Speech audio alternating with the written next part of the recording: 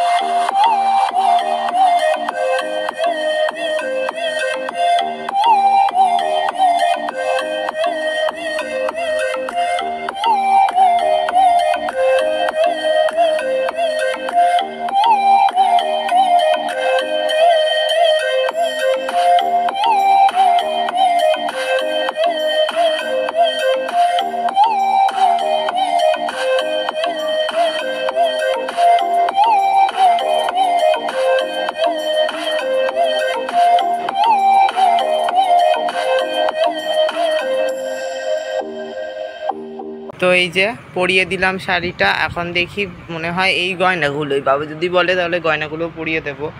আর এই যে শাড়িটা পরালাম।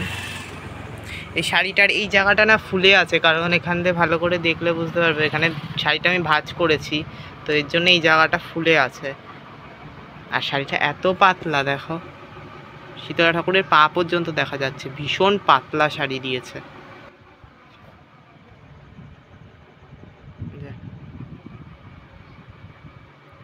তো দেখি যদি এই গয়নাগুলো হয়, বাবাকে জিজ্ঞাসা করব, তাহলে যদি এই গয়নাগুলো হয় তাহলে পরিয়ে দেবো এখনই। তো এখন দেখতে পাচ্ছ বাবা শীতলা ঠাকুরের মাথার ওপর কুলোটা লাগিয়ে দিচ্ছে।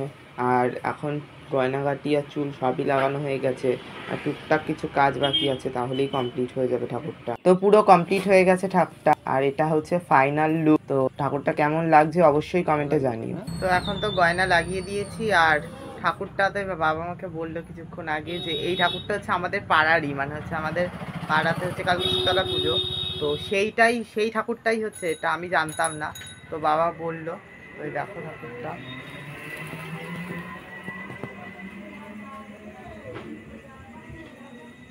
পুরো কমপ্লিট হয়ে গেছে, এখন শুধু নিতে আসবে কখন।